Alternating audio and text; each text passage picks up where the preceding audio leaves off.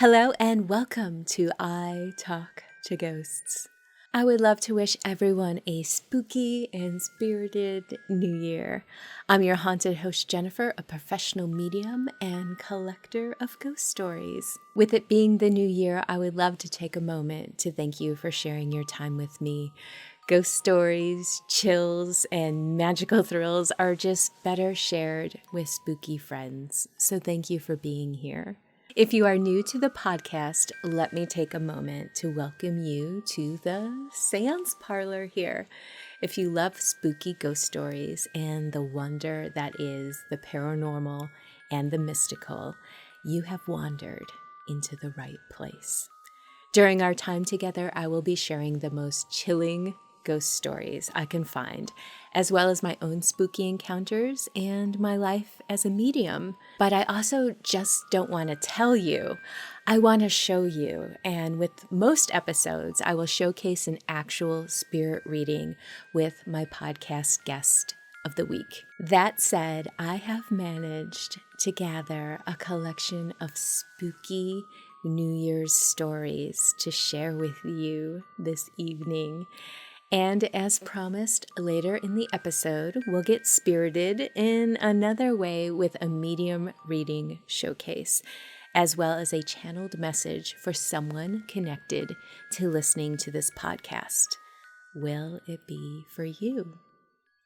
But for now, the spooky, the New Year's strangeness starts now.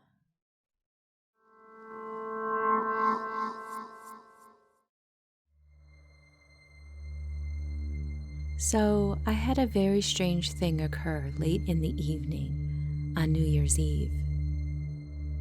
I had been out at a party, as is customary, and around 2:30 in the morning, a few friends and I were headed back to our town. We drove into the residential parking lot outside the condo complex I lived in and parked. We hadn't even locked the car when a man comes stumbling up the road towards us. This road, for reference, runs through the parking area and down a hill to a few houses. I know pretty much all the people who live down that small hill. The man didn't really perturb me or my friends, so we took our time as we stood around and chatted. Then a minute later, a high school girl wearing no shoes or socks and just a short dress comes walking up the hill. At this point, I started wondering what kind of weird party was going on at one of my neighbors' houses. The girl walked through the main parking area without a word and then turned onto the main street and headed up that. At first, we assumed we shouldn't worry because, despite her lack of shoes, she was walking straight and seemed to know what she was doing. That's when things got strange. After she had disappeared from sight up the street, she came bolting back down as fast as she could, even in her shoeless state. When she reached my friends and I, she slowed down but looked very spooked. My friend asked her what had happened, and she stopped. Then, with horror-stricken eyes, she pointed up the main street. We all turned and looked, but there was nothing in our direct line of sight. One of my friends and I decided we'd go up the street to investigate what was scaring this girl so much. We made sure my other friend and the girl got in the car and locked it as they waited for us. We went up the main street, and for 5 minutes, we saw nothing. Then we passed under the one streetlight on the upper portion of the street. This streetlight has a stubborn and nerve-wracking tendency to turn off at night once you pass under it. To my dismay, it turned off, leaving us in total darkness, save for the faint glow of a light at the end of someone's driveway. That's when we saw it. something that looked like a naked person but wasn't quite human waddled down the street towards us. It moved as though it were half squatting, and because of this, its hands dragged along the ground as they hung limp at its sides. I couldn't make out its face, and my friend told me later that he couldn't either. It was also making a throaty, gurgling noise, as if it was almost choking on something. All we could do in that moment was turn and run as fast as we could back down the street. I ran straight inside my condo, and my friend ran to his car. In a moment, I could hear the car screeching out of the parking area. I locked the door and didn't even bother to look outside to see if the thing was still coming down the street.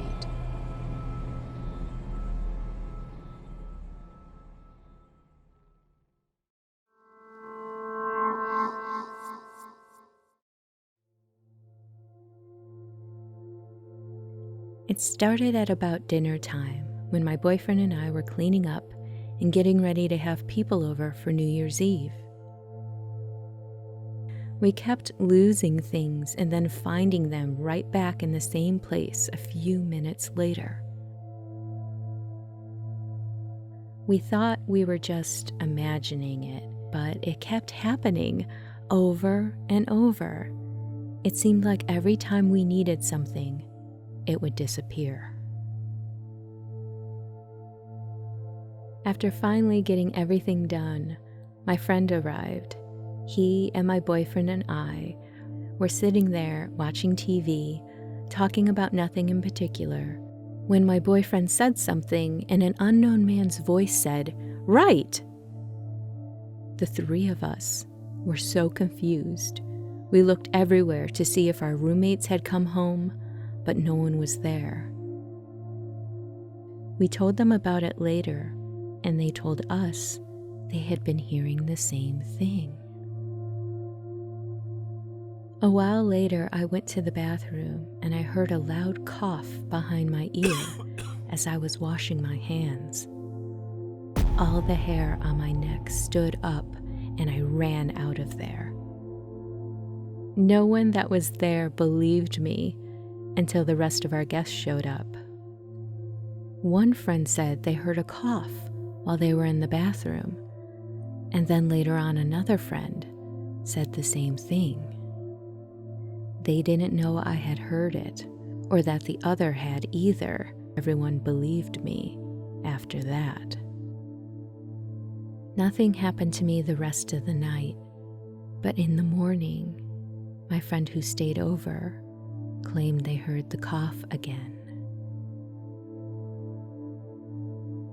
It hasn't happened again, but I'm getting worried about the holidays, because it seems that this is the only time that this sort of thing happens.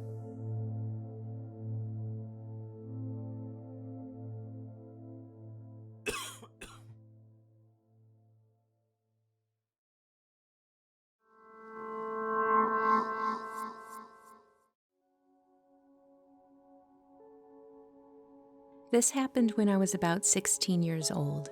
It was New Year's Eve. My parents had a party to go to, and my older brother and his partner, along with my oldest sister, all decided to come over and stay in with me. My friends and I had bought a Ouija board to play with a few weeks earlier, and the board stayed at my house. We'd done a little messing around with it, but nothing had happened up until now. Since we had nothing to do on New Year's Eve, we got out the board. At first, we contacted a spirit that claimed to be named Naomi, and my sister remembered our great-grandmother's name was Naomi. We chatted with the spirit for a little while. Nothing momentous was said, and certainly not anything that would make your hair stand on end. My sister and my brother's partner were getting drowsy, and both of them decided to crash for the night. My brother and I, however, decided to stay up and keep playing around with the board for a little while. It was nearly 3 a.m. at this point. At first, we didn't get anything at all, and we sort of stopped asking questions, just talking with our hands resting on the planchette. Then, it began to move.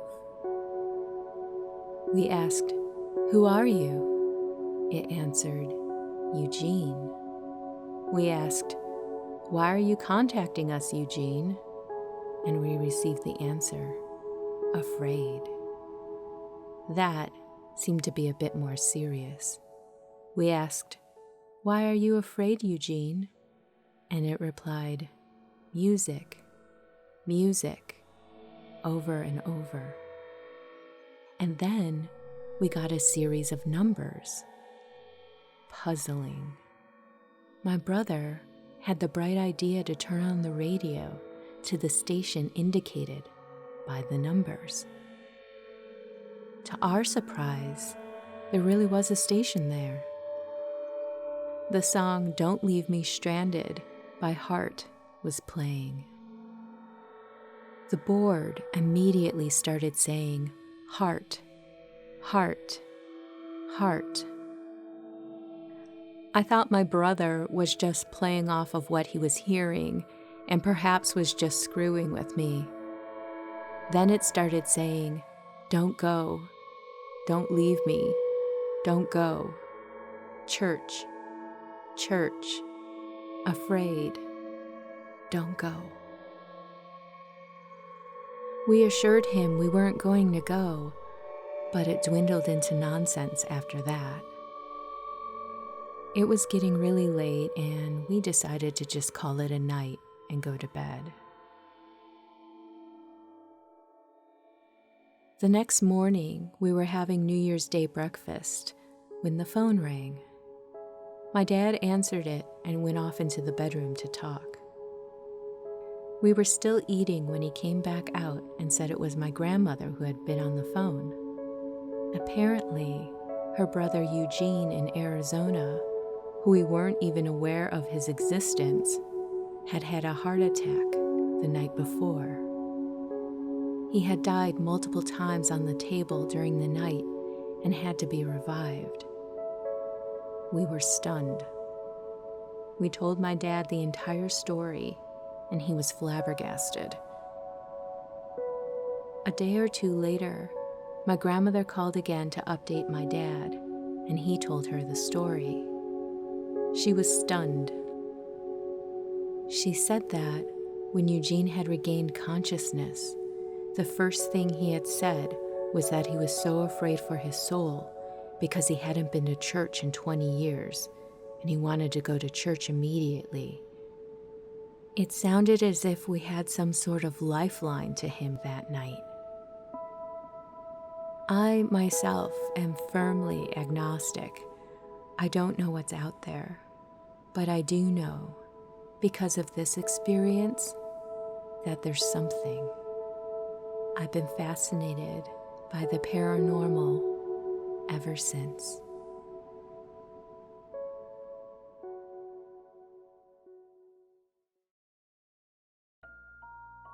Book a medium reading with me. If you have a past loved one you would like to connect with, a spirit reading can be an amazing and never spooky experience. Every medium is different, but I strive to give you specific details that align only to you and your loved ones.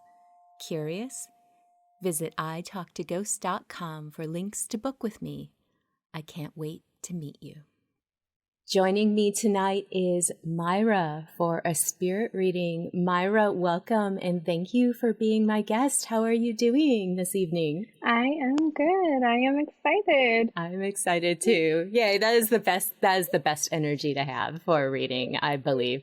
Okay, so you may have seen in episodes of the podcast, or maybe you've heard it, but I usually, I bring notes to the table.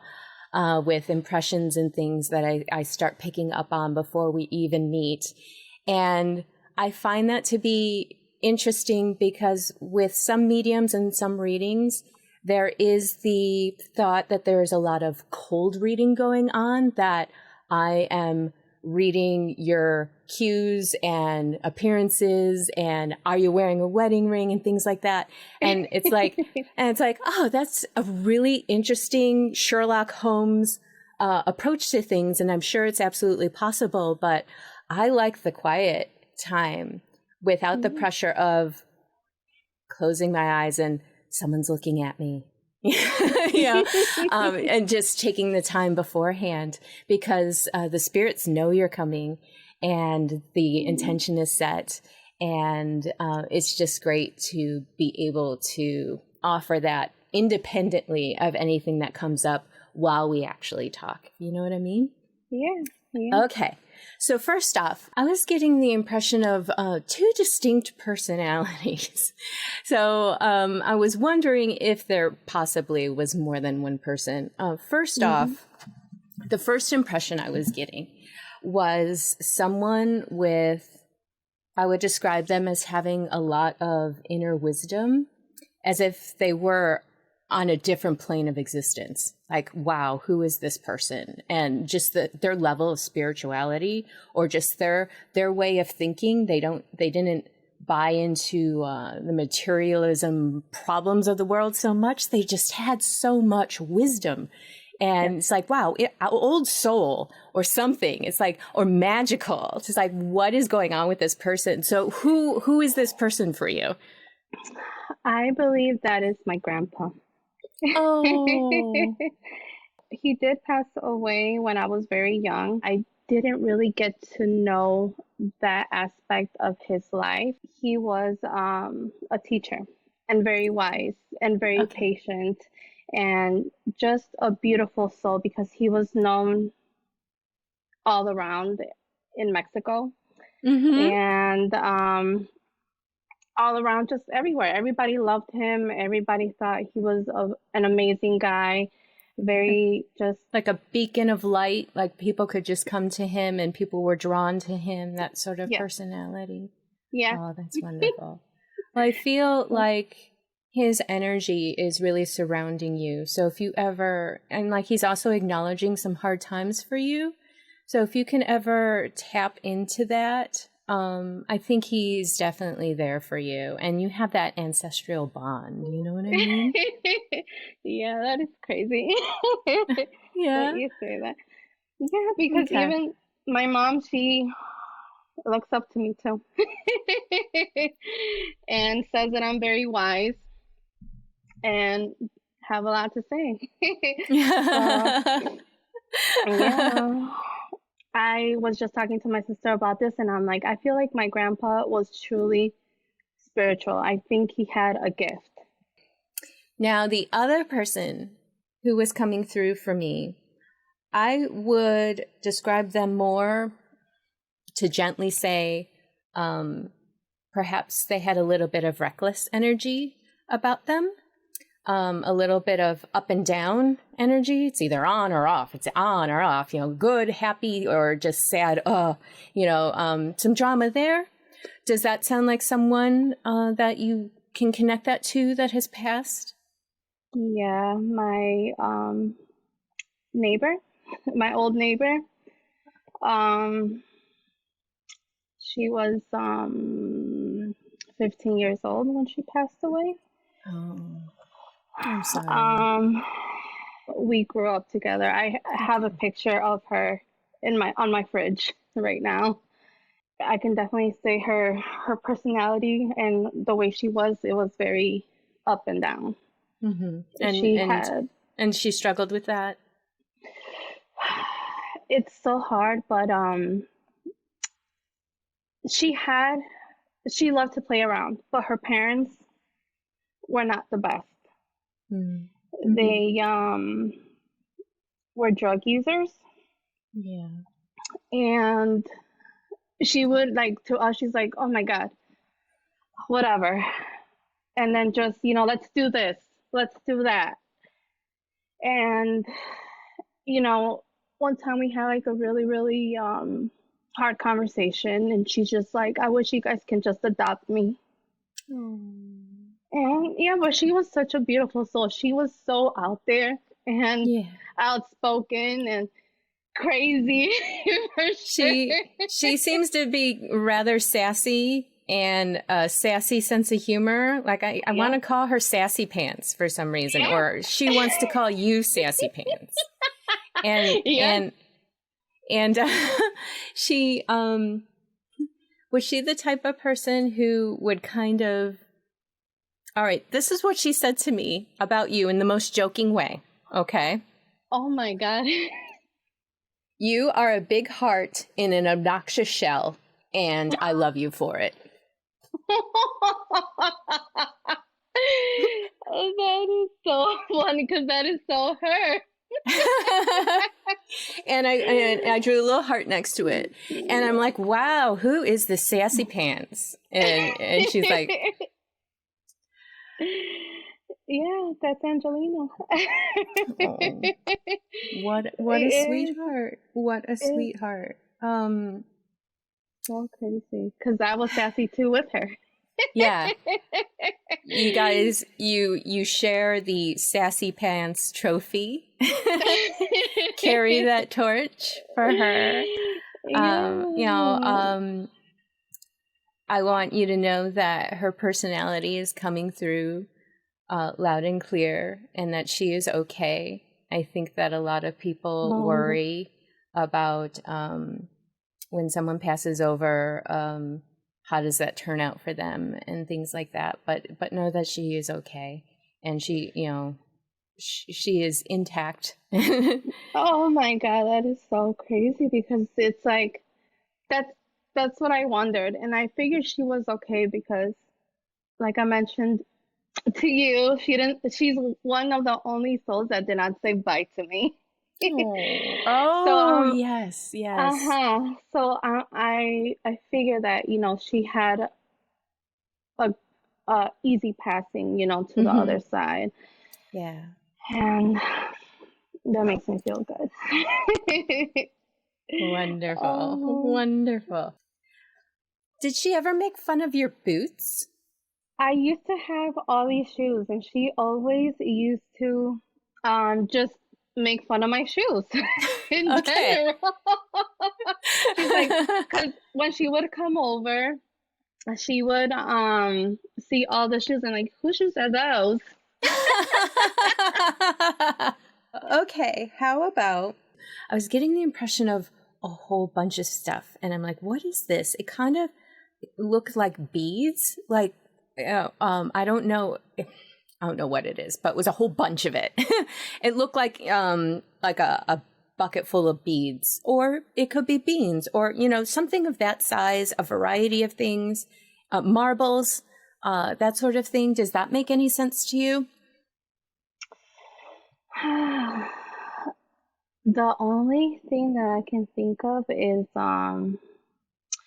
what is that called? Like the beads, the Rosaries? Yeah, yeah, that. Okay. That's the only thing that I can think of. Yeah, I think this imagery is a little different. It's more like a whole bunch of beads. So maybe that's something that doesn't pertain to you, or it refers to something that you're not aware of, or maybe it's just something that you're a little bit in the hot seat right now and it might come to you later. Yeah. So if it happens to, let me know. Yeah. Okay. Do you like scary movies? Yeah, I love scary movies. And did you used to watch them with your neighbor friend? Did you ever watch scary movies with her? Yeah, we would have movie nights. She would come over all the time. She sounds really special.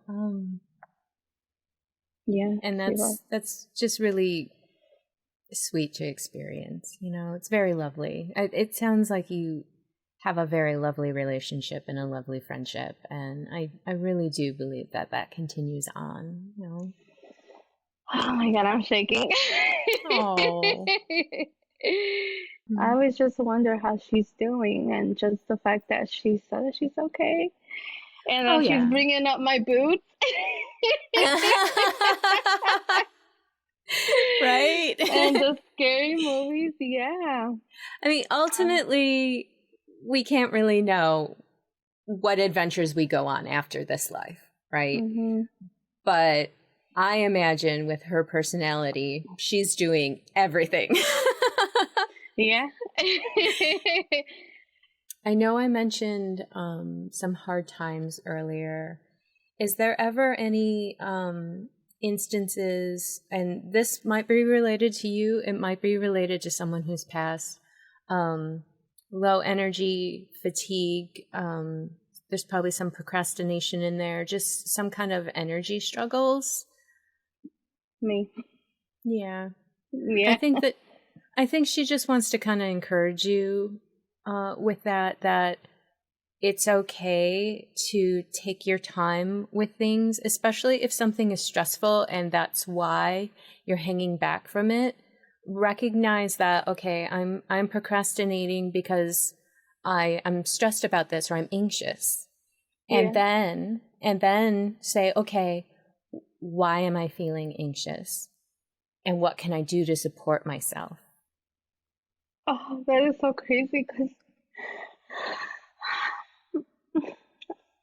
yeah, anxiety honestly has been hard. Um, like, I think it was just like about 2, 3 nights ago, I had horrible, horrible anxiety. But it's just like so frustrating Mm-hmm. Because you can't and escape it, right? And it just overruns you. And that can just be so hard. But just ask yourself, okay, when was the first time I felt this? What is this triggering, you know? And then how can you support yourself through it? I know we try to shove the feelings away, like we deny, or like, I shouldn't feel this way. yeah. And then we're denying ourselves the care and we're telling ourselves we're not worth the attention. And it's like, of course you are. So really take the time to just, look at it and say, okay, what do I need to feel safe? What do I need to feel supported? And then promise yourself that, or ask your wife, and just say, honestly, this is how I'm feeling. And I feel like this could help me, or at least to be able to talk about it, because we tend to want to run away from our anxiety rather, like, how can I avoid it? How can I avoid it? When in truth, if we look at it and really say, okay, what am I feeling and why? How can I help myself? That can just really help soften it, and don't put all that pressure on yourself that I should have done it already, and here I am not doing it, and now I'm paralyzed and I don't want to do it still. And it's like, okay, stop. And just take care of yourself for a little while. Does that make sense? 110%. Okay. Excellent. Yeah, Excellent. that's so crazy. Uh, I did not expect that. well, I'm really glad to be able to be a voice for this for you, and to offer that to you. Yeah. I do have a message for you that I wrote down to conclude. Aw. And it's, let your spirituality and your intuition inspire you and guide you, okay? This should fuel your drive and nothing else. Oh my God. Connect with that intuition, connect with yourself. That is where your drive will come from. It's not going to come from the overthinking or the worrying thoughts. It's going to come from that, this is me, this is my intuition, this is my spirituality, and knowing yourself through and through. So be inspired by that. Like, start there. If you feel all spun around or you don't have a ground to stand on, just ask yourself, okay, start from the inside. I have me, And that is the secret to prosperity for you. And it's funny because I was going to write down, you got this. But when I started to write, I wrote we. So the message is, we got this. So I feel like your friend is there with you and really understands your struggles on a real personal level. And she does want to offer that support from the spiritual side of things. You know, we got this. You're not alone. You're not alone in life. And you have wonderful, it sounds like your wife is wonderful and you do have a support system. Trust in that. Don't let your brain tell you otherwise, okay? Yeah, that's amazing. That's truly amazing. It's like I know within myself, but it's like hearing it from the other side, it's just like it gives me that reassurance and closure that I did. That's wonderful. Well, thank you so much for meeting with me this evening. This has been so fantastic and moving. Yeah. Keyword moving. Yes. Thank you so much. This is truly everything and more. You are so very welcome. I am here with Mayra. She has a bit of an update since we spoke a few days ago with her reading. During the reading, I had asked her about, I'm seeing a whole bunch of beads or beans. I couldn't quite make out what it was. And Mayra had suggested that perhaps it was a rosary. I'm like, no, this isn't strung together. This is all the same thing in a container. So Mayra, why don't you tell me what happened afterwards? Sure. Okay. So basically, of course, I had to run to my mom and tell her about the reading. And, I told her that Angelina came through. And right away, my mom asked me, did she say anything about my beans? And I'm like, oh my God, being in the hot seat. Totally, like, I don't know why, but it just did not came into my head because Angelina loved beans, my mom's beans. So my mom's like, okay, I'm going to show you how I make them. So she would have us all sitting down and she would bring out her container of beans. It was like a white container of beans. And she would have us pick a bunch, look through the beans to make sure that there's no rocks, and then pass it over to the clean container so then that way we can wash them. And yeah, so that was very, very, very touching and fascinating that she brought that up. Would you like to receive a free spirit reading with me? Enter for your chance at italktoghosts.com/guest. Each week, I'll randomly select a name from the list to be a guest on the show. Together, we will talk to the spirits who wish to communicate with you, and our session will be featured on a future episode of I Talk to Ghosts. The spirits are waiting. Enter now at italktoghosts.com/guest.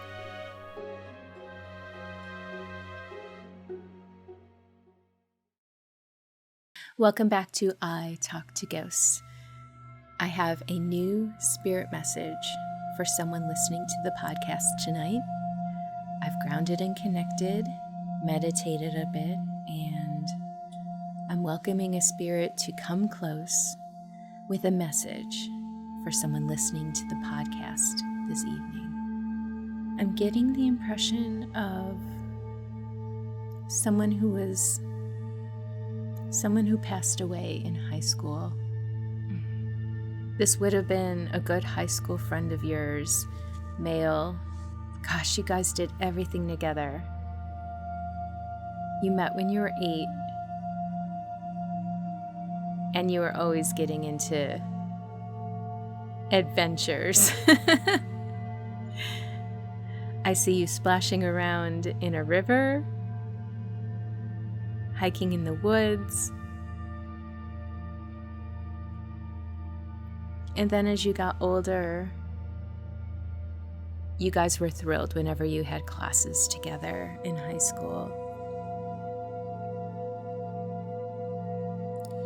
This feels to me like he was diagnosed with cancer,